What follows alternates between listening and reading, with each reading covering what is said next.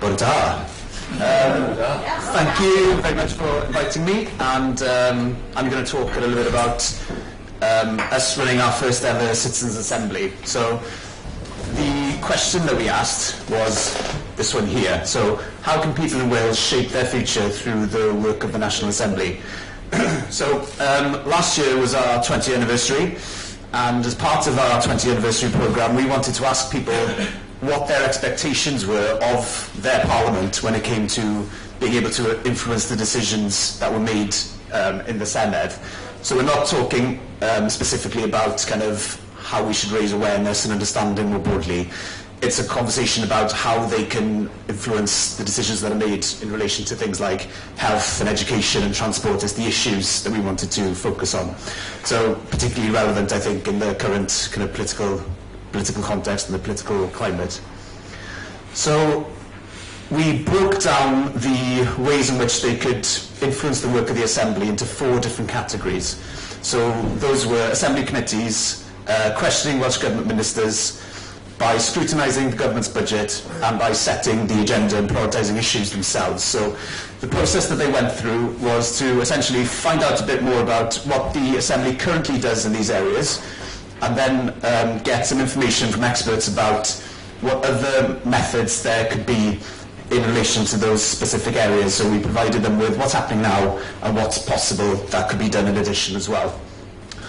So I realised that I'd done a presentation that would probably take about an hour to talk through, so I'm going to skip through all these and maybe come back to them later and jump straight to the results. So the 3 new methods that they were keen on the Assembly providing to enable people to kind of influence the decisions that were made there were these 3 on the left-hand side. So the greatest amount of support came for Assembly committees, so our version of like select committees that hold the government to account to make recommendations on different policies.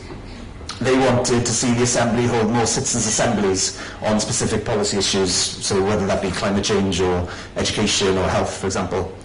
They were really keen on the idea of committees using the co-creation or co-production model.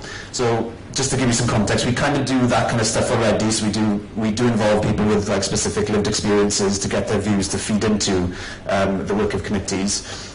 But they were really keen on this in the context of giving the people involved more decision-making power and more ability to actually shape and write the recommendations. So that was their second preference. And the third preference then was to procure a specialist web platform to source questions from the public to ask of government ministers when they're debating in the chamber. So those are the top 3. The bottom 3 was using social media to source questions from the public to ask of government ministers. So just to give you an idea of the percentage score that got. So the highest performing one, the best idea that they liked was the Citizens' Assemblies on specific policy issues, 93% support for that. Sourcing questions from the public via social media to ask of government ministers, 21% support. So a bit of a chasm there. They weren't keen on the idea, they weren't keen on the broad idea of involving the public when it came to budget scrutiny. They didn't see that as their job. They didn't feel that they had the expertise or the technical ability to do that. They felt that was very much like, this is where politicians just need to do their job. I don't expect to be involved in this. And they weren't keen on the idea of doing kind of workshops around getting the public's priorities on different issues, because they didn't feel that they would have had enough information, enough expertise to be able to provide an informed opinion. And the third lowest supported idea was, again, crowdsourcing ideas through kind of like large online platforms, and that mass kind of contribution through that process to set the agenda and to prioritise different issues that the Assembly should be looking at. So there was interesting themes that came out of it. So one of the biggest themes for me that came across was this just massive amount of distrust towards use of social media. They didn't feel that it was a constructive means of political discussion. They were really kind of sceptical of who the people using these platforms were, that it was very self-selecting, to what degree are people kind of authenticated on these sites and so forth. So lots and lots of distrust there. And also, very kindly of them. They were really kind of worried about the people running these processes. So they're like, well, if you're running this process, if you're getting thousands of responses, how are you going to be able to process that? How are comments not going to be lost in the shuffle? So really quite nuanced conversations that we were having with them. They really preferred methods and ideas where it involved specific groups of people with a specific lived experience, or when it involved a representative sample. They weren't keen on the idea of just kind of like everyone having their say about everything. And that's another theme I think that came across, is that they definitely didn't expect that. They definitely didn't think that the role of politicians is to just listen to us and we should involve in everything and they should just enact what we say. That's not the kind of tone that came across at all. They had a big focus on specific issues. They wanted to be involved in specific conversations, and they wanted to make sure that the people involved in the conversations were the right people, not just getting mass participation in everything. And so yeah, the other thing, budget, didn't want them at all. They thought that the co-production model would bring a lot of empathy and understanding to discussions, and they thought that that would bring about better decisions and better recommendations.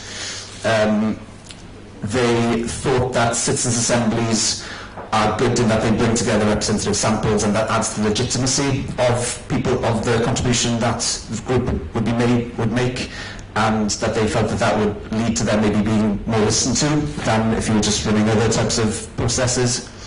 And they definitely had a preference towards like the meaningful method. So the example of the budget priority game, they just didn't like that at all, because they didn't feel that that was a really kind of an in-depth, meaningful thing where people would have enough information to make informed decisions. So that's it, really. Some positive stories here about people's experiences of the Citizens' Assembly. So Lizzie from Involve is here today, and Involve were the ones who run this session for us, and they were brilliant. And that comes across really clearly here. So people who took part felt the Citizens' Assembly should be run more often. They felt that other people respected what they said, and that they'd be more confident to get involved in politics as a result. And there's some nice quotes here to go along as well. So very quickly, what we've done is we've basically worked to implement those top 3 priorities. So we procured a bespoke online platform using Bang the Table's Engagement HQ. We're running another Citizens' Assembly this summer, which is going to be looking at how many Assembly members there should be and how they should be elected. And Assembly committees are actively seeking opportunities to run co-produced consultations. I think longer term, what this has shown us as well is that we as an organisation are not kind of currently, we do have processes for dealing with this. So citizens' assemblies are becoming more and more prominent. They're quite expensive. We don't have the capacity internally to deliver them. There's other alternatives like citizens' juries and things like that. So it's very much a new space for us, and we're kind of keeping an eye on it to see what is. So for example, one of the questions that was asked is, God, what if every committee wants to run a citizens' assembly? How are we going to say yes to one, no to another, etc.? So lots of questions for us to ask in the future. But yeah, that's it. Thank you very much.